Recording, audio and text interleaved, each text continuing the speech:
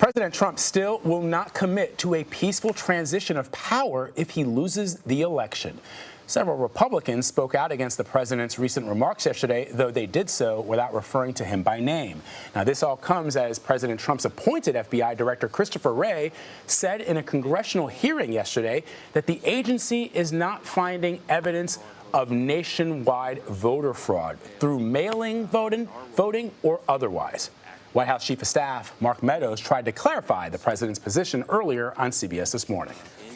What we want to make sure is that every vote counts, but that only the vote from one voter to the ballot box is what gets counted, and nothing less, nothing more. And so that's what he's referring to. That's what we're committed to.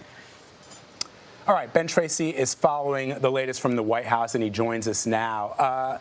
Ben, first of all, that soundbite that we just played of Mark Meadows on CBS This Morning was remarkable in that he also seemed to indicate that the FBI director was unaware of what the president was suggesting, and that he and the White House and the president seemed to have better information about voter fraud than Christopher Wray. And the other thing that he said, which was interesting, was Anthony Mason asked him about the president's comments surrounding a free and fair election and accepting those results, and he pivoted to talking about Hillary Clinton, suggesting that she still doesn't accept the results of the 2016 election. Headline: Hillary Clinton is not president of the United States, as you know. So the president is railing against mail-in ballots, despite using it himself. He's calling for Florida to vote through the mail-in system. He says that is secure. What's going on here? Is the president at all aware that his own party is now coming out and saying that the results of the election will be decided by the voters on November 3rd? He's certainly aware of that. I'm not sure he particularly cares about what people were saying on Capitol Hill yesterday. He knows that this will be a news cycle that will eventually go away. But, you know, if there's any method to the madness here, because, you know, what the White House and what the president says continues to evolve. But I think the overall theme here is to try to sow doubt about the result of the election before it happens. And you have to wonder if that's because the president fears that he will lose the election and therefore wants to create that doubt ahead of time. We have asked the White House, I asked Kayleigh McEnany this yesterday, I said, if the president wins the election, will he still say it was rigged? Or if he wins it, does that mean that everything was fair and square? They can't really answer that question because the president has so doubled down on this rhetoric about mail fraud. So it's going to be interesting to see how this plays out. But, you know, this isn't the only thing the president's talking about. He's also talking about the debate that's coming up, saying that that's going to be unfair. He's trying to change the expectations for Joe Biden from basically calling him senile to saying that he's actually a good debater, but the only reason he's a good debater is because he's drugged before he gets to the debate. Of course, an unfounded attack on his opponent. Oh, man. All right, Ben, I'm going to ask you about health care now. The president has been asked lately, particularly I remember a town hall meeting where he was asked about his health care plan. We recall that he ran on one of the things that he ran on was the idea that he would repeal and replace the Affordable Care Act. His administration has managed to dismantle portions of the act, but people are very, very concerned about protecting pre-existing conditions. And so yesterday, he signed an executive order. We haven't seen his replacement plan yet. The executive order to protect pre-existing conditions, many have pointed out, would have been unnecessary because there's already a law, the Affordable Care Act, that does that. But can you sort of explain what the president did yesterday? So what the president did was unveil what he's calling his vision for health care. And the White House tells us that, yes, this is the plan. This is kind of the long-awaited health care plan that the president has been promising. But this isn't a plan. This is an executive order, and it does two main things. One is that it calls for ending surprise medical billing.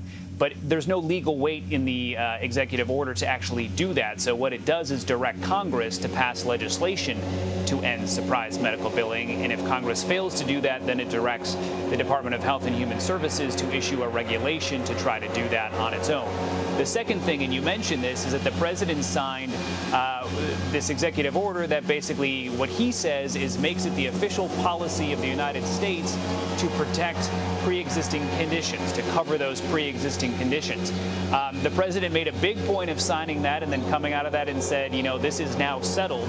But as you mentioned, this was settled 10 years ago when President Obama signed the Affordable Care Act, which has made covering pre-existing conditions the law of the United States for the past decade. So it's hard to say that a lot of what happened yesterday was not for show, because that appears to be largely what it was. The White House is hanging their hat on these $200 cards that they're going to send out to Medicare recipients to use to cover some of the portions of their prescription drugs. But even when we were pushing them on that this morning, they had to admit that the money that they want to use for that comes from another executive order that hasn't even gone into effect yet. So there isn't a lot of there on this at this point. Ben, let me ask you a question about Justice Ruth Bader Ginsburg. Are you hearing from the White House that they are reaching out? We know where Republican senators stand on the president's eventual nominee. Are you hearing that they're reaching out to perhaps some Democrats to see if there's any consensus at all before this announcement, or are they just going with the tribe? They know there's no consensus, and they're not expecting one. The White House is saying that they are preparing for a brutal fight over this nominee. The White House Chief of Staff, Mark Meadows, said that he thinks it's going to be disgusting attacks on their nominee. The White House the president plans to announce his nominee tomorrow. All signs are still pointing towards Amy Coney Barrett.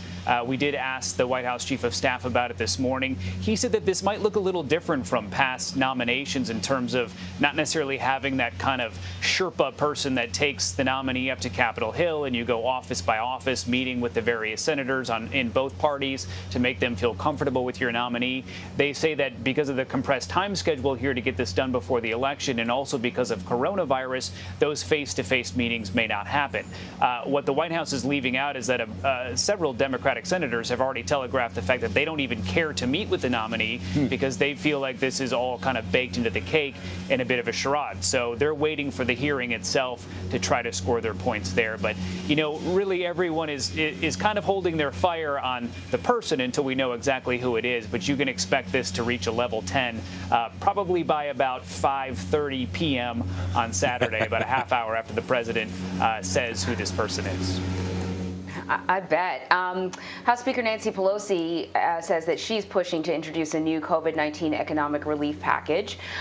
Republicans and Democrats cannot seem to hammer out a package, and there's a vast difference not only in the amount of money that the two parties want to allocate to the next relief package, but also what should and shouldn't be covered. Do we know whether or not the White House is getting involved in the negotiations? You would think that for this administration, particularly for this president, having some sort of relief package in place before the election would be valuable. Yeah, there are no formal negotiations going on now. Those really have been on ice for the past couple of weeks. But the interesting thing about this is both sides want a deal. They just can't figure out the exact dollar number. The White House has been very forward, saying we want more money. We want more stimulus. The Democrats saying the same thing, but they're still about $1 trillion apart. So it appears the Democrats are going to give another shot at this. They're going to try to pass a bill that's about $2.4 trillion. But that still is about $1 trillion more than the White House in their last offer said that they're willing to give. And they are still fighting over some of the particulars, but both sides say they want to send out more direct payments to Americans. They want more money for unemployment insurance. They want more money for small businesses. And then they want to target certain industries like the airlines, bars and restaurants, things that need help. But the sticking point still seems to be this money that Democrats want for state and local governments, and the White House just isn't willing to give it in the amount that the Democrats want. Yeah, indeed. Ben Tracy, thanks so much.